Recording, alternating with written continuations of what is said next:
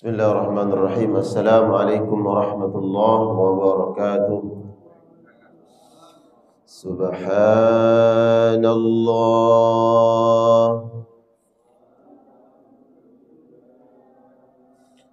wa la ilaha illallah wallahu akbar.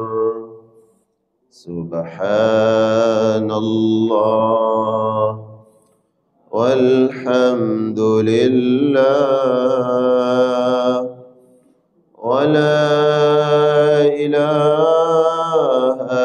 illallah wallahu akbar. Subhanallah walhamdulillah wa la ilaha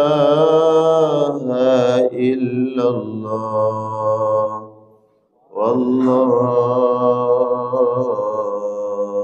akbar. Innal hamdalillah nahmaduhu wa nasta'inuhu wa nastahdihi wa natubu ilayhi wa na'udzu billahi min shururi anfusina wa min sayyiati a'malina. Man yahdihillahu fala mudilla lahu wa man yudlilhu fala hadiya lahu.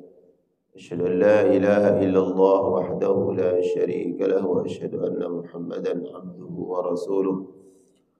Allahumma shalli wa sallim wa barik wa karrim ala hadzal nabiyil karim nabiyina wa rasulina wa syafi'ina maulana Muhammad wa ala alihi wa jami'i ashabihi wa man tabi'ahu ila yaumiddin, amma ba'du.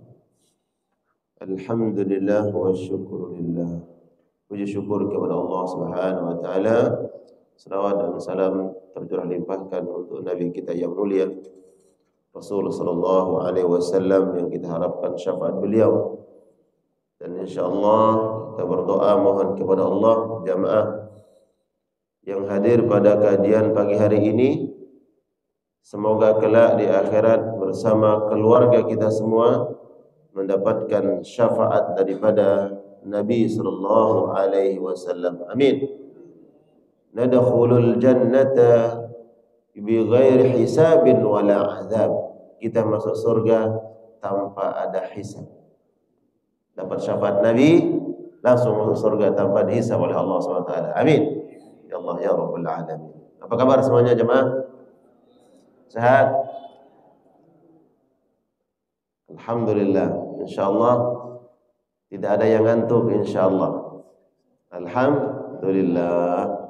Hadirkan pendengaran, hadirkan hati, sehingga apa yang Allah berikan ilham kepada kita berupa ilmu, insyaallah menjadi ilmu yang bermanfaat, ilmu yang mengangkat derajat kita di sisi Allah Subhanahu wa taala. Yarfa'illahu alladhina amanu minkum walladhina utul ilma darajat. Orang-orang yang beriman dan orang yang memiliki ilmu, Allah akan angkat beberapa derajat dibandingkan orang lain.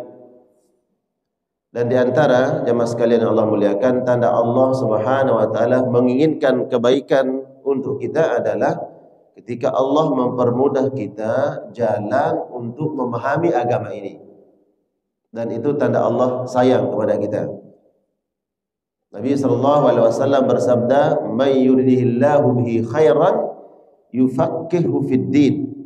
Siapa orang yang dikehendaki oleh Allah mendapatkan kebaikan, maka Allah permudah baginya jalan untuk memahami agama.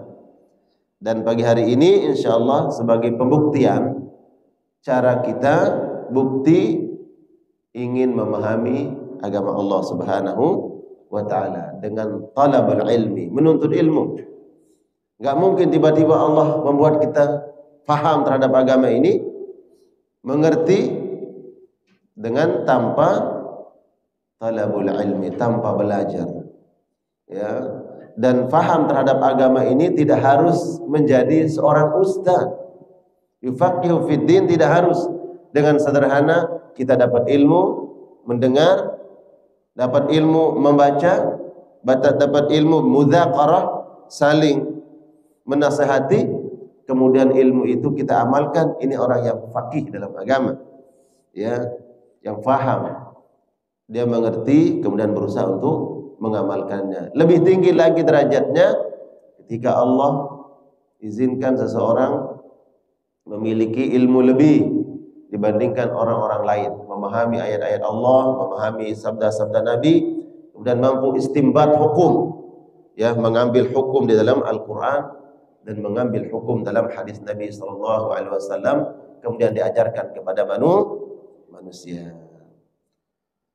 Baik, kajian kita pada pagi hari ini insyaallah melanjutkan bab yang sebelumnya. Pagi hari ini masuk ke babun nafaqati 'alal 'iyal, bab tentang kewajiban memberikan nafkah terhadap keluarga. Pada pertemuan yang lalu disebutkan kajian tentang keutamaan membantu, menolong orang-orang yang kesulitan, minad du'afa wal masakin, orang-orang lemah dan orang-orang miskin, yang kemudian dibantu untuk mengatasi kesulitan dalam hidup mereka. Nah, bab berikutnya tentang kewajiban terhadap orang yang lebih berhak untuk kita nafkahi, orang yang lebih berhak mendapatkan kebaikan dan nafkah dari kita. Siapa? Al-'iyal, keluarga. Jangan sampai di luar dengan mudah dia berinfak, bersedekah, membantu orang, tapi ketika keluarganya dia pelit, ya. Karena mungkin saja ada seperti ini, ya. Karena saya masih ingat pertemuan yang lalu saya mengatakan begini, ada orang yang mengatakan iya sih, dia mudah membantu orang, membantu keluarganya, karena itu kan keluarganya. Yang luar biasa itu kan kalau membantu orang. Kalau membantu keluarga itu suatu hal yang wajar, kata sebagian orang, ya. Padahal sesungguhnya yang luar biasa itu adalah ketika memang kita mampu memenuhi, mencukupi kebutuhan keluarga, ya. Baru kemudian setelah kita memberikan hak-hak keluarga kita berupa nafkah, baru kita membantu orang lain, ya. Dan nanti kita lihat keutamaan-keutamaan hadis, mana lebih berhak, mana lebih besar pahalanya, kita memberikan nafkah, mencukupkan kebutuhan keluarga, atau kita menafkahi orang lain, mana lebih besar utamanya. Tapi bukan berarti jemaah sekalian yang Allah muliakan, la yamna'u hadza min dzak, bukan berarti kemudian kita enggak membantu orang karena udah kita fokus keluarga, ya. Membantu keluarga, menafkahi keluarga tidak menutup pintu untuk kita membantu orang lain. Nah, Allah Subhanahu wa taala berfirman di dalam surat Al-Baqarah ayat 233, A'udzu billahi minasyaitonir rajim. Wa 'alal mauludi lahu rizquhun wa kiswatuhunna bil ma'ruf.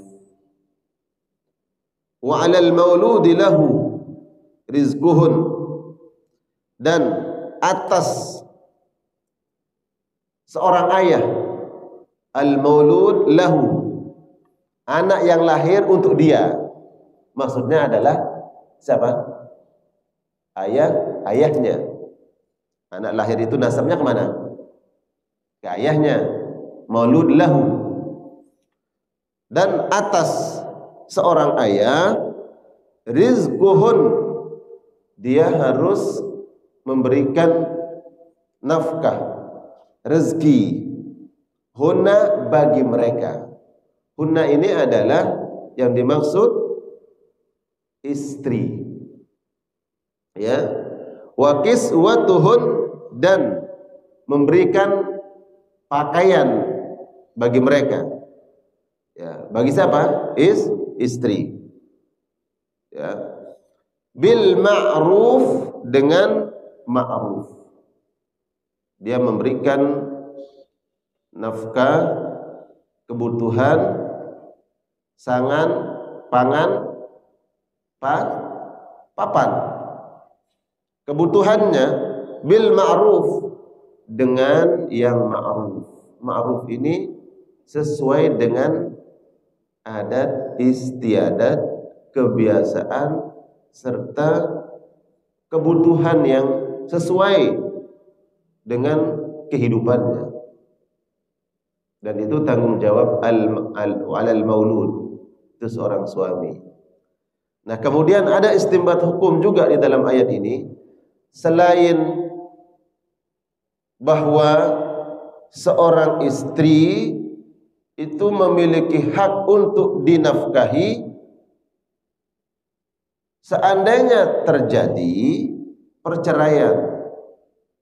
perceraian, maka suami ini masih punya kewajiban, dan perempuan mantan istrinya yang dia ceraikan masih punya hak.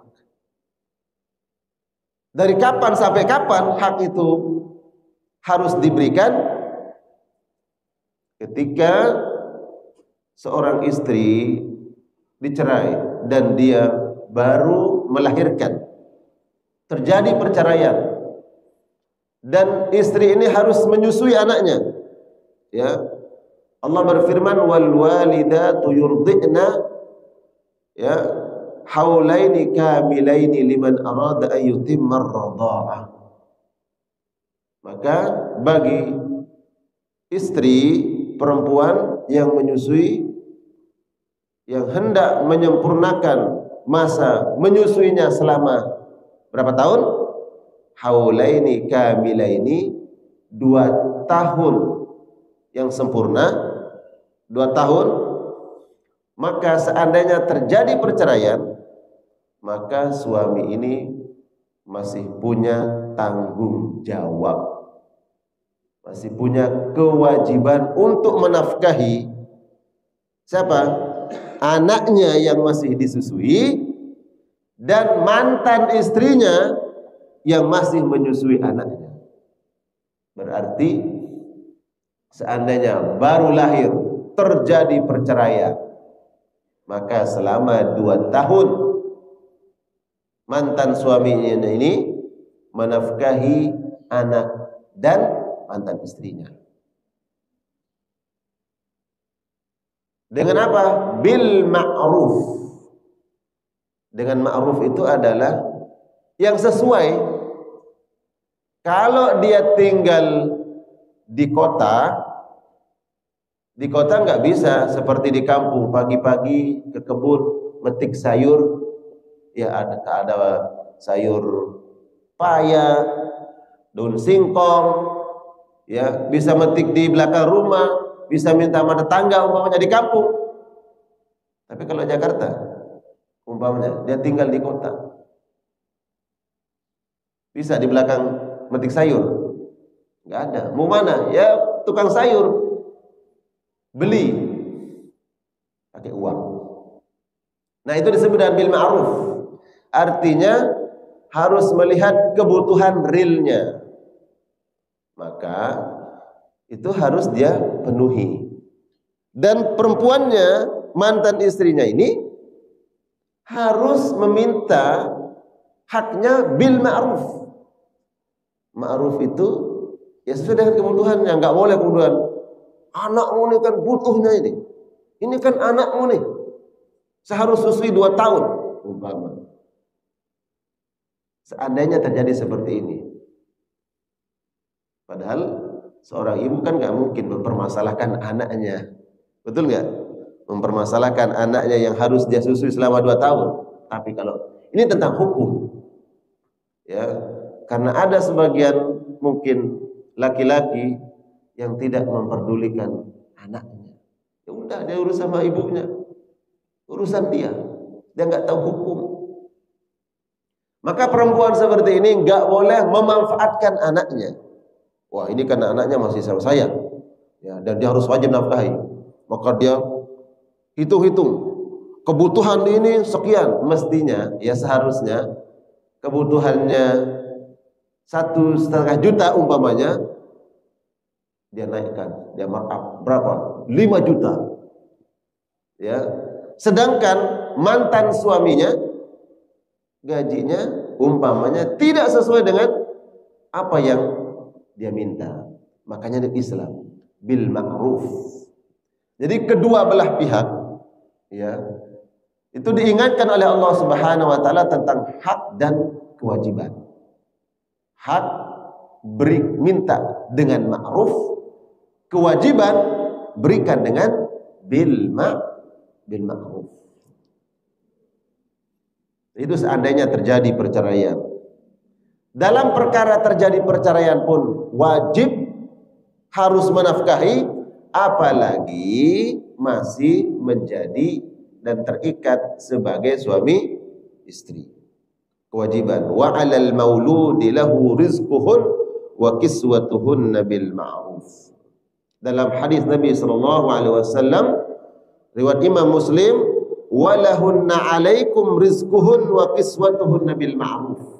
Ya, hampir mirip nadanya dengan ayat ini. Walahun, bagi mereka.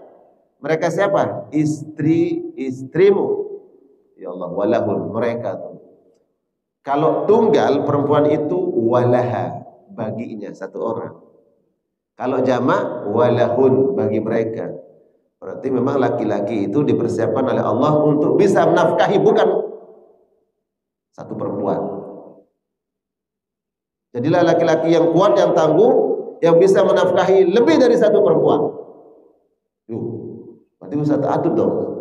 Bukan berarti ta'addud.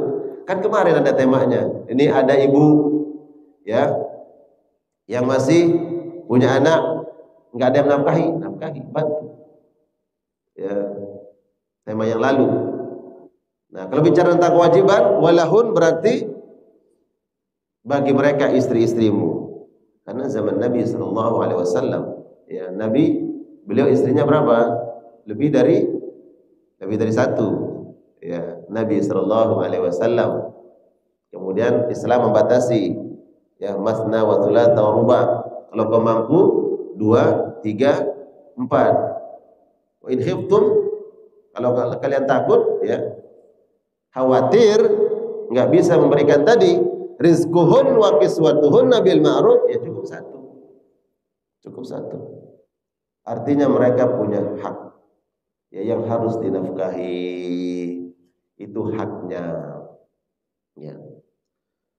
Kemudian di dalam ayat yang lain surat At-Talaq ayat 7 Allah Subhanahu wa taala berfirman, liyunfiq dzu sa'atin min sa'atihi, agar mereka yang memiliki keluasan rezeki memberikan nafkah min sa'atihi, ya, sesuai dengan kemampuan dia, keluasan rezekinya.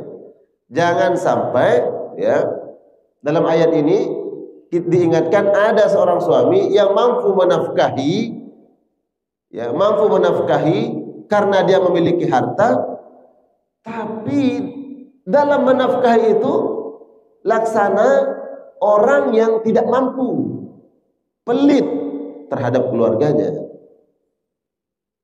Gajinya sekian besar, tapi dia berikan keluarganya seperti gaji orang yang sedikit. Ya, makanya subhanallah, min sa'ati, sesuai dengan keluasan rezeki kita.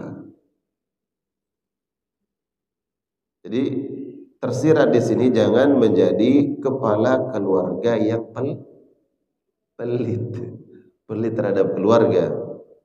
Wa man qudira alaihi, barang siapa yang terbatas rezekinya, rizquhu falyunfiq mimma ataahu Allah, maka dia berikan nafkah sesuai dengan apa yang Allah anugerahkan untuk dia. Gajinya sekian, kemudian dia bagi ya untuk orang-orang yang dia nafkahi. Ada anaknya, ya istri, kemudian ada orang tua, mungkin ada orang-orang yang juga dia nafkahi. dari keluarganya. Mungkin ada anak yatim dari saudaranya. Saudaranya meninggal dunia, meninggalkan anak yatim. Maka dia sebagai saudara memiliki keponakan, ada kewajiban untuk menafkahi. Siapa yang menafkahi? Seandainya iparnya ini menikah dengan laki-laki lain dengan membawa keponakannya, artinya kemudian laki-laki lain ini dalam pandangan Islam tidak berkewajiban penuh, ya, tidak berkewajiban penuh untuk menafkahi ponakannya itu. Siapa yang lebih berkewajiban? Saya sebagai pamannya atau ayah tirinya? Kira-kira nih kita nih dalam kehidupan sosial ini berpikir siapa yang lebih berhak menafkahi? Ayah tirinya atau pamannya? Pak, kalau kita orang awam nih, orang umum, dalam pandangan kita, apakah ayah tirinya atau pamannya? Kan dia udah nikahin ibunya, dia dong. Kan kita pikirnya gitu kan? Kalau dia ambil ibunya, ya juga ambil anaknya dong. Jangan ambil ibunya doang, anaknya nggak mau dia nafkahi. Itu kalau kita bangun dari hukumnya sesuai dengan emosi kita, hawa nafsu kita, pendapat kita. Siapa lebih berhak? Pamannya lebih berhak untuk menafkahi anak ini sampai dia akil balik. Tapi saya rasa bahwa sebagai laki-laki yang punya naluri, ya, hati nurani dan harga diri, nggak mungkin tuh bapak tirinya itu kemudian nggak nafkahi anak tirinya. Betul nggak? Ya, umpamanya nih Ustadz Komar nikah lagi sama janda di situ. Anak janda ini anaknya baru usia 3 bulan. Ya, umpama janda tinggal mati, nggak ada lagi yang nafkahi, kan suaminya meninggal.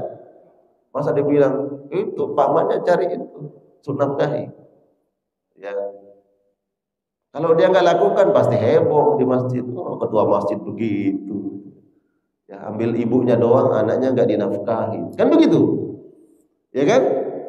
Nah, artinya bahwa memang di situ diberikan ruang kesempatan. Beliau amin tuh, amin. Nafkahi janda. Artinya diberikan ruang kepada yang menikahi untuk memberikan nafkah. Tapi pihak yang bertanggung jawab itu jangan kemudian menutup ruang, menutup pintu kewajibannya. Ya udah ada dia nafkahi ini kok. Selama ponakannya dapat ayah tiri, itu pamannya nggak pernah jenguk, nggak pernah ngirimin nafkah, karena dia menganggap udah ada bapak tirinya. Nggak boleh. Kan mungkin hukumnya kita nggak begitu paham. Nggak boleh. Ada kewajiban, datanglah jenguk, kirimkan, ya, ini buat kebutuhannya. Mungkin dia belum balik, dia mau masuk sekolah, bukunya, seragamnya, untuk kebutuhannya. Ada pamannya. Falyunfiq mimma atahullah. Nah, mereka yang diberikan nafkah sesuai dengan kemampuannya, ya berikan sesuai dengan kemampuan. La yukallifullahu nafsan illa wus'aha. Allah tidak membebani seseorang kecuali kadar kemampuannya. Nah, ini kan ayat ada juga di dalam surat Al-Baqarah, ya kan? Ini surat At-Talaq ayat 7. Ada di dalam Al-Baqarah, ya kan? Ayat berapa? 200 berapa? Di ayat terakhir. La yukallifullahu nafsan illa wus'aha, laha ma kasabat wa 'alaiha maktasabat. La yukallifullahu nafsan illa wus'aha. Allah tidak membebani seseorang kecuali dengan kemampuannya. Mungkin selama ini kita berpikir tentang musibah, ujian, cobaan, bahwa Allah tidak membebani kita dengan ujian yang kita nggak mampu untuk memikulnya. Ya, bisa kita tarik ayat ini ke makna seperti tadi. tarik ke makna umum. Tapi makna khusus dalam ayat ini adalah tentang kewajiban. Kewajiban dalam ibadah salat, nggak mampu berdiri ya duduk. Dalam kewajiban menafkahi, kalau mampunya 10 juta, 10 juta. Kalau nggak mampu 10 juta, la yukallifullahu nafsan illa wus'aha. Kalau mampu 5 juta, 5 juta. Kalau mampu 5 juta, 3 juta, 3 juta. Sesuai dengan kemampuan. Ini la yukallifullahu nafsan illa wus'aha. Itu maknanya.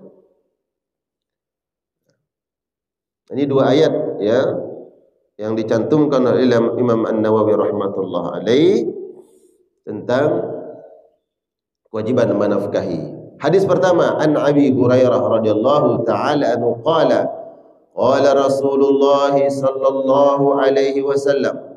Dari sahabat Abu Hurairah bahwa Nabi sallallahu alaihi wasallam bersabda, dinarun anfaqtahu fi sabilillah.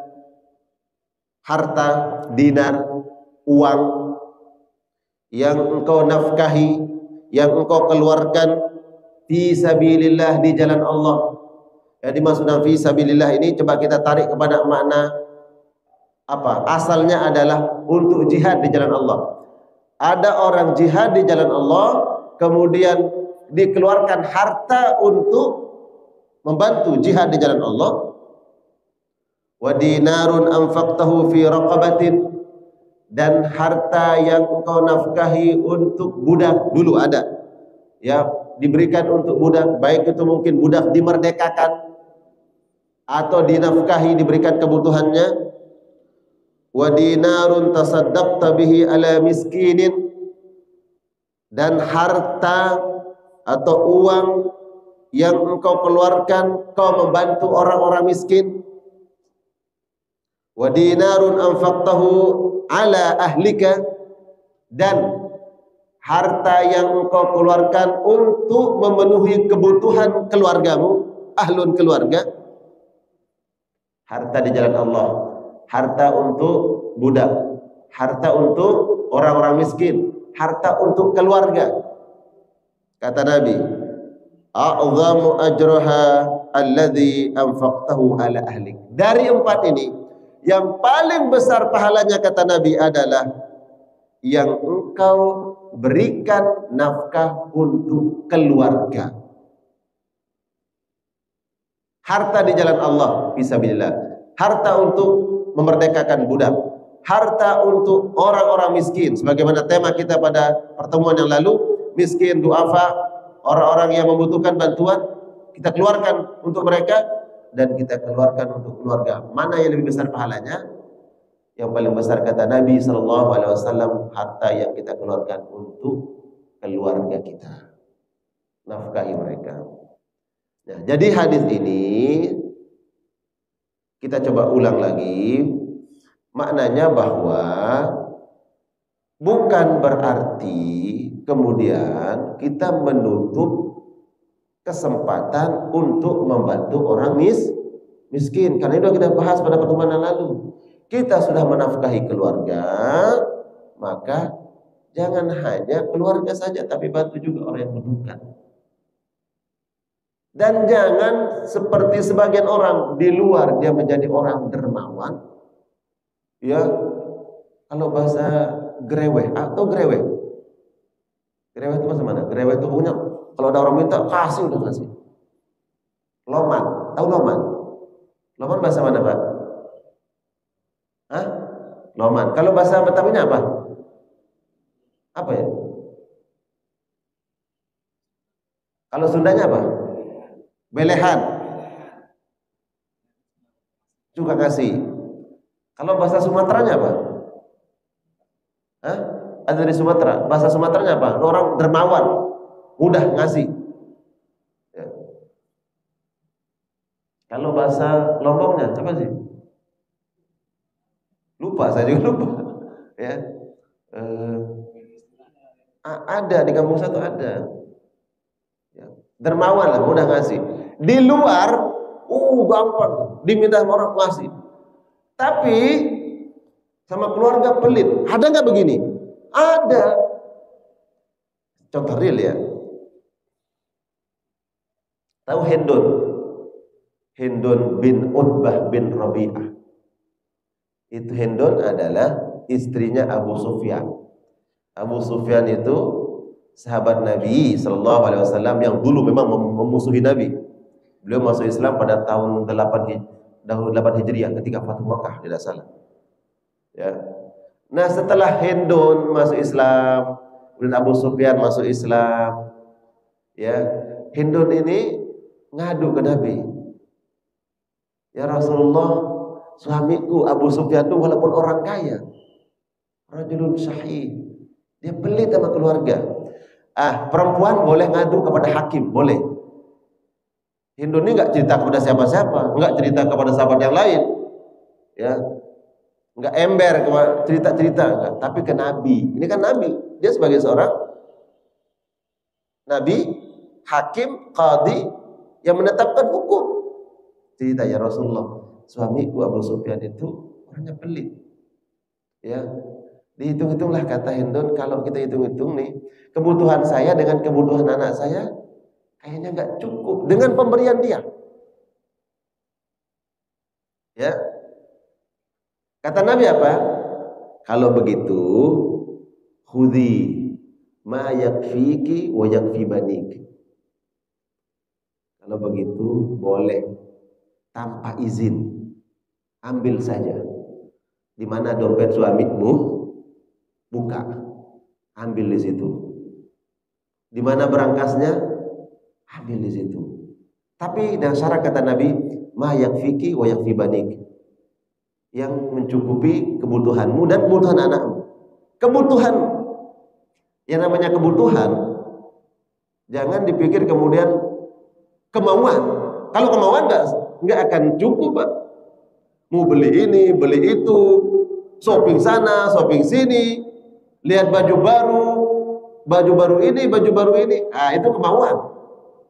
Makanya kata Nabi, ma yakfiki, menyukupi kebutuhanmu. Ya, mestinya anakmu itu harus makannya yang bergizi, kamu juga harus makannya yang enak. Gitu kan, anak suami orang kaya, tapi nggak cukup, ya. Anak mungkin nggak cukup gizinya, kira-kira begitu. Maka boleh ambil dari uangnya tanpa kau izin. Nah, dari hukum ini seorang istri boleh mengambil uang suaminya kalau suaminya pelit. Nih, ibu-ibu, jadi mungkin selama ini nggak tahu nih, ini ada hadisnya. Ya. Boleh ambil kalau suaminya pelit, tapi dengan syarat ma yakfiki wa yakfi banik, apa yang mencukupi kebutuhanmu dan kebutuhan anak-anakmu, bukan mencukupi kemauan. Karena kalau memenuhi kemauan itu nggak akan pernah penuh, cukup. Ya, mau ini, mau itu, beli ini, beli itu, nggak cukup. Ya, jadi Nabi memberikan tuntunan. Subhanallah. Jadi menafkahi keluarga itu yang paling besar pahalanya. Ya, Nabi SAW ini banyak hadisnya, ya.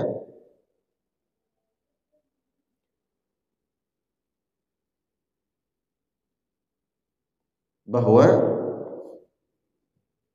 sesuap nasi yang kita berikan untuk keluarga kita itu adalah nafkah yang paling dicintai oleh Allah Subhanahu wa Ta'ala. Bahkan dibandingkan dengan jihad fisabilillah, uang atau harta yang dikeluarkan di jalan Allah Subhanahu wa Ta'ala, ternyata kalah keutamaannya, pahalanya dibandingkan dengan nafkah terhadap keluarga. Hati-hati. Nah, perlu kita mengingatkan di sini bahwa jangan sampai kita membuang kapak mengambil jarum. Ada istilah begitu. Buang kapak ngambil jarum. Ingin mendapatkan keistimewaan pahala, tapi kita meninggalkan yang aulawiyat, yang prioritas, yang lebih besar pahalanya. Ya, harus lihat aulawiyatnya. Kalau kebutuhan keluarga kita cukup, barulah kemudian, ya, kita membantu orang lain, atau mungkin kita ingin apa? Berdakwah, silakan.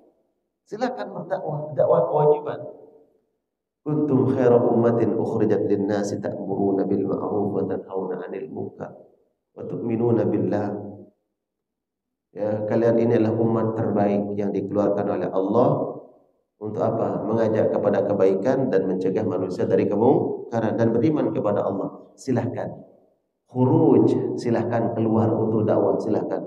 Tapi jangan lupa bahwa ada orang yang wajib dinafkahi. Siapa? Keluarga. Jadi kalau ada istrinya umpama nuntut, komplain, ya, marah ke suaminya, suaminya ini hanya keluar saja, keluar hujur fisabilillah, dia dakwah, tapi anak istrinya tidak dia nafkahi, haram atau tidak? Haram, nggak boleh. Ya, dia keluar untuk khuruj tapi yang dia nafkahi tidak dia nafkahi. Berbeda kalau dia udah nafkahi. Ini bukan berarti melarang atau enggak. Karena ada sebagian yang mungkin ya belum memahami seutuhnya bahwa ada aulawiyat tadi. Silakan. Itu perintah Allah Subhanahu wa taala, besar pahalanya. Ya. Alhamdulillah kalau kemudian Allah berikan kemampuan kepada kita, bersyukur kepada Allah, saya akan keluar untuk khuruj fi sabilillah, untuk dakwah. Berapa lama? 1 bulan. Ini saya sudah menyiapkan nafkahmu. 1 bulan kebutuhanmu umpamanya di rumah 15 juta. Ini uang 20 juta. Siapa tahu ada kebutuhan yang insiden, ya, dibutuhkan ini, ada persiapannya 5 juta, 15 juta. Persiapan 1 bulan.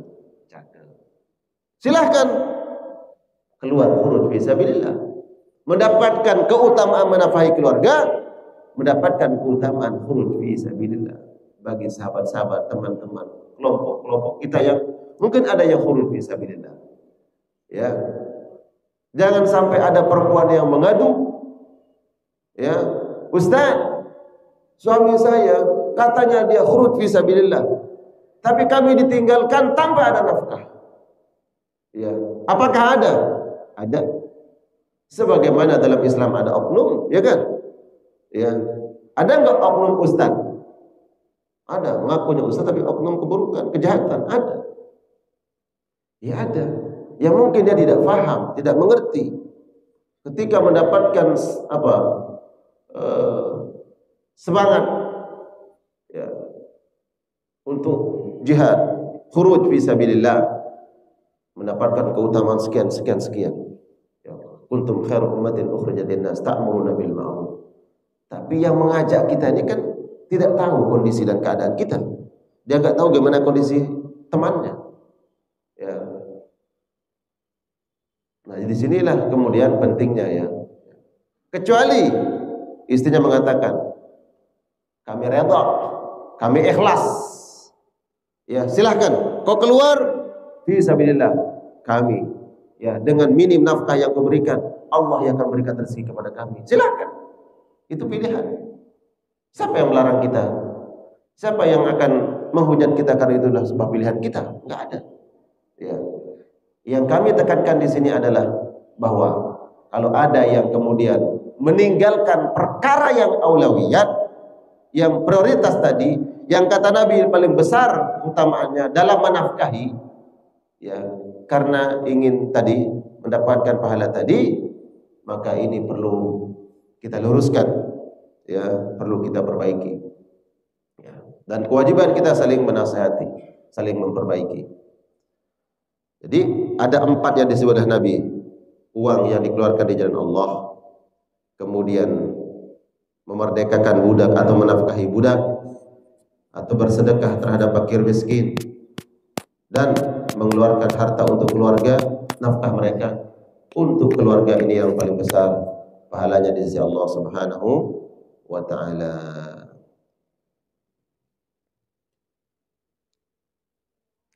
Kemudian dikisahkan ya, marra rajulun 'ala Nabi sallallahu alaihi wasallam, ada seorang laki-laki lewat di depan Nabi. Dan Nabi saat itu duduk dengan para sahabat-sahabat yang lain. Kemudian faqalu, sahabat ini mengomentari laki-laki ini. Ya.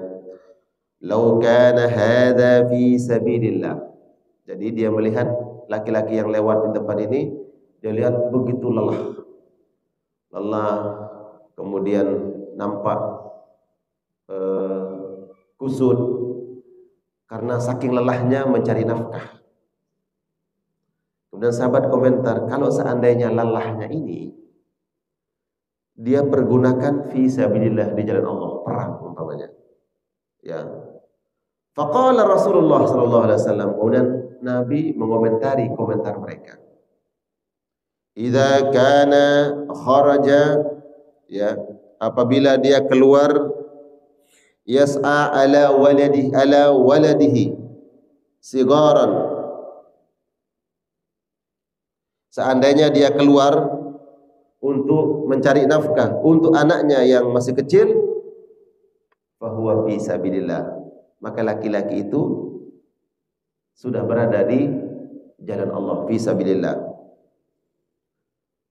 Walau kana kharaja, ya, ala abawaihi syaikhaini kabiraini fahuwa fi sabilillah. Kalau seandainya dia keluar mencari nafkah ini untuk kedua orang tuanya yang sudah lanjut usia, maka sesungguhnya dia sudah berada di jalan Allah Subhanahu wa taala. Nabi sallallahu alaihi wasallam meluruskan, mengoreksi anggapan para sahabat bahwa fi sabilillah, berjuang di jalan Allah itu hanya raf'us sayf, mengangkat senjata, membela agama Allah. Membela agama Allah fi sabilillah. Tapi fi sabilillah ini tidak terbatas hanya jihad di jalan Allah Subhanahu wa taala. Nabi mengatakan, kalau seandainya laki-laki itu dia keluar mencari nafkah untuk keluarganya, untuk anaknya yang masih kecil, maka sesungguhnya dia sedang berada di jalan Allah. Fi sabilillah. Atau mungkin dia keluar nih, ada orang tuanya yang harus dia nafkahi. Mungkin dia anak muda yang belum menikah, belum punya anak, agar dia tidak meminta-minta untuk dirinya dan untuk orang tuanya yang sudah lanjut usia. Orang tuanya nggak bisa mencari nafkah untuk memenuhi kebutuhannya, sudah lanjut usia, sudah tua. Anaknya yang masih muda keluar mencari rezeki untuk kedua orang tuanya. Kata Nabi, anak ini sedang berada di jalan Allah Subhanahu wa taala, fi sabilillah. Ya. Berarti kalau ada orang yang meninggal dunia dalam keadaan mencari rezeki, mencari nafkah, berarti meninggalnya fi sabilillah. Ya. Jadi jihad itu banyak jalannya. Ya. Kalau hari ini jihad jalan untuk membela agama Allah, raf'us sayf, itu sudah terbuka. Ya, medannya di mana? Enggak ada. Ya. Kemudian perintahnya juga enggak ada. Musuh yang nampak juga enggak ada. Ya kan? Medan jihadnya sekarang mana? Aman. Ya, negara kita aman. Kemudian ada yang merintahkan jihad di jalan Allah, jihad. Ada amir yang merintahkan. Presiden merintahkan enggak? Enggak. Ulama ada merintahkan? Enggak ada. Ya. Kemudian apakah ada yang menyerang kita, baik dari luar datang kemudian menyerang negara kita dengan persenjataannya? Ada? Enggak ada. Nah, kalau tertutup pintu ini, jihad kita adalah jihad ekonomi, merentaskan kebodohan, kemiskinan. Maka kepala rumah tangga berusaha sekuat tenaga, semampunya mencari rezeki fi sabilillah yang halal. Makanya disebut fi sabilillah. Apakah laki-laki yang keluar mencuri untuk menafkahi keluarganya fi sabilillah? Tidak. Ya, tidak disebut fi sabilillah. Dia keluar mencari nafkah yang halal fi sabilillah. Untuk kebutuhan keluarganya, untuk pendidikan anaknya. Persiapkan anak-anak yang alim. Ya. Naikkan ilmunya, pendidikannya. Apalagi sekarang umpamanya untuk mendapatkan tempat-tempat pendidikan yang bagus untuk agamanya harus mengeluarkan biaya yang tidak kecil, maka berjuang di jalan Allah untuk anak kita bisa mendapatkan pendidikan agama yang bagus. Itu fisabilillah, dan itulah harta yang terbaik yang kita keluarkan. Ya. Ini jamaah sekalian Allah muliakan, ya, babun nafaqati 'alal iyal, bab tentang menafkahi keluarga. Ya, jangan sampai ada di antara kita yang kemudian menelantarkan, mengabaikan keluarga. Saya yakin yang hadir di majelis taklim ini adalah mereka-mereka justru yang bertanggung jawab menafkahi keluarga. Mungkin yang di sana yang nggak pernah ngaji itu, ya. Lalu apa manfaatnya ini kajian ini? Mestinya kan yang mendapat mereka-mereka itu, ya, yang nggak pernah ngaji, nggak tahu hukum dan menelantarkan keluarga. Bagi kita adalah ihdinas siratal mustaqim. Artinya ketika kita dapat petunjuk agar dikuatkan di atas petunjuk itu. Nah, kita yang menafkahi diberikan semangat oleh Allah untuk terus berbuat baik kepada keluarga, memberikan yang halal, yang berkah, dan mengharap ridha Allah Subhanahu wa taala. Amin ya Allah ya rabbal alamin. Barakallah. Silakan. Mungkin ada yang ingin, masih ada waktu ya untuk buka sesi tanya jawab. Ya. Silakan. Pak Zakaria, Masya Allah. Barakallah.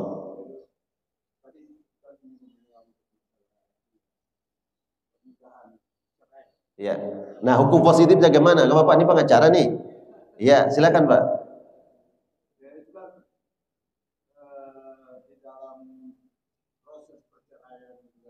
Ya. Ya.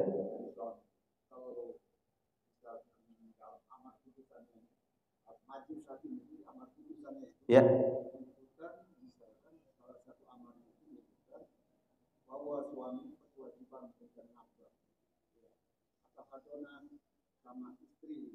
Ya. Sehingga usia dewasa.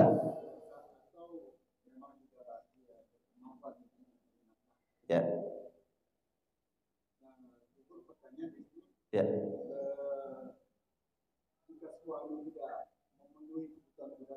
Ya. Ya.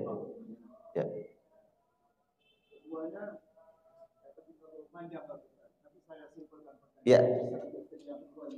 Ya. Itu dalam suatu sesi perairan perkara, dalam suatu perceraian, itu biasanya si suami akan mengucapkan talak ya, yang talak terhadap istri, hadapan majelis taklim. Dari majelis hakim. Nah, itu misalkan istrinya tidak sanggup ya, hadir ke pengadilan. Ya. Diwakilkan pengacara untuk hadir ke pengadilan. Ya. Ya. Bagus. Baik. Ya, ini subhanallah, ini karena beliau ahli hukum ya, pengacara. Jadi perlu kita sinkronkan. Saya yakin bahwa tentunya tidak serampangan ya dalam pengadilan itu untuk memutuskan. Nah, kaitannya tadi apabila majelis hakim memutuskan bahwa si suami harus memberikan nafkah terhadap anaknya dan istrinya, mantan istrinya ini, anak sampai masa dewasa. Saya kurang tahu di hukum positifnya. Masa dewasa itu disebutkan berapa tahun? Kalau dalam Islam adalah sehingga dia balik. Artinya dalam Islam ketika udah balik itu seorang anak sudah bisa mandiri. Ya. Maka kewajiban seorang suami menafkahi anaknya tadi sampai usia balik. Ini hukum Islam. Tapi saya yakin bahwa seorang suami atau dalam diri orang tua, bahkan dia akan nafkahi anaknya lebih dari itu. Betul nggak? Nah, Islam menjaga hak ini bagi mungkin ada sebagian laki-laki yang tidak bertanggung jawab. Maka diikat oleh hukum, ya, diikat oleh hukum bahwa wajib dia menafkahi anaknya sampai dia balik. Adapun sama mantan istrinya, disebutkan tadi haulaini kamilaini, dia masih berkewajiban menafkahi mantan istrinya sampai 2 tahun ketika dia menyusui anaknya. Setelah itu maka tidak berkewajiban mantan suami untuk menafkahi mantan istrinya. Nah, saya kurang tahu kalau di hukum positif apakah selesai perceraian itu ya dengan pertimbangan hakim kemudian memutuskan bahwa mantan suaminya wajib menafkahi mantan istrinya berapa lama? Ya, Allahu a'lam bishawab. Tapi Islam sudah menentukan itu haulaini kamilaini, 2 tahun. Ya, karena masa 2 tahun inilah kewajiban seorang ibu untuk menyusui anaknya. Jadi ingat, syaratnya menyusui. Ya, karena di situ anaknya yang harus dia nafkahi. Maka perempuan yang mengurus anaknya dalam hal ini adalah mantan istrinya, wajib dia nafkahi. Pertanyaannya berarti kalau tidak ada yang dia susui, maka setelah putus itu tidak ada kewajiban. Ya, tidak ada kewajiban kecuali ada di situ ma'ruf kok ingin memberikan sesuatu. Ya. Selesai masa iddahnya, dia bisa berhak menikah dengan orang lain, maka tidak ada lagi kewajiban. Ya. Tidak ada kewajiban.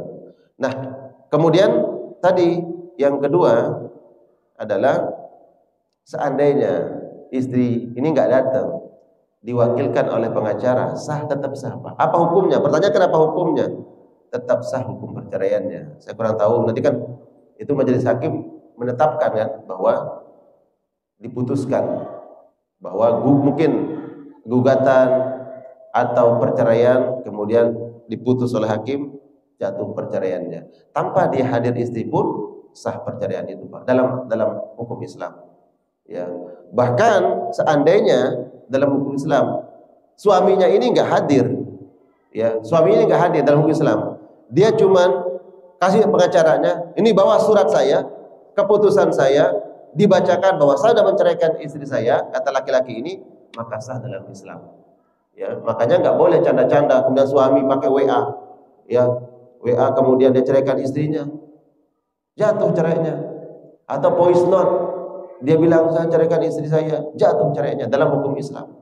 Ya, 3 perkara yang ya tidak boleh dibuat bercanda. Bercanda menjadi serius. Ya. Dan itu jatuh hukumnya. Perceraian, kemudian memerdekakan dan pernikahan. Ya. Allahu a'lam bishawab. Begitu, Pak ya? Ya.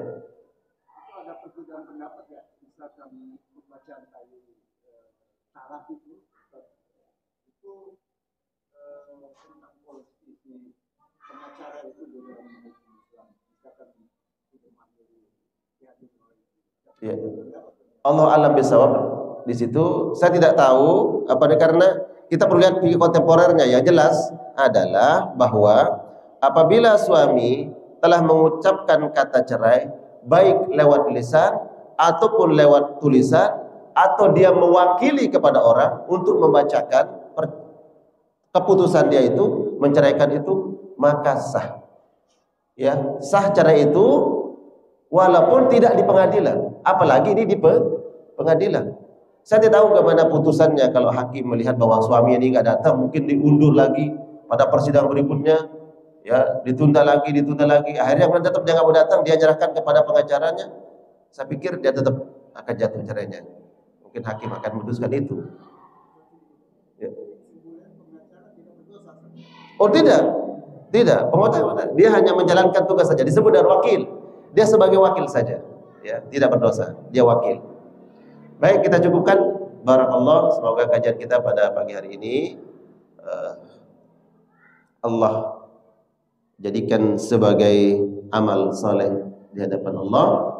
Semoga dengan kajian kita Allah mengangkat derajat, Allah bersihkan dosa-dosa, Allah berikan kita ilmu yang menjadi penyebab Allah hantarkan kita kelak ke dalam surganya.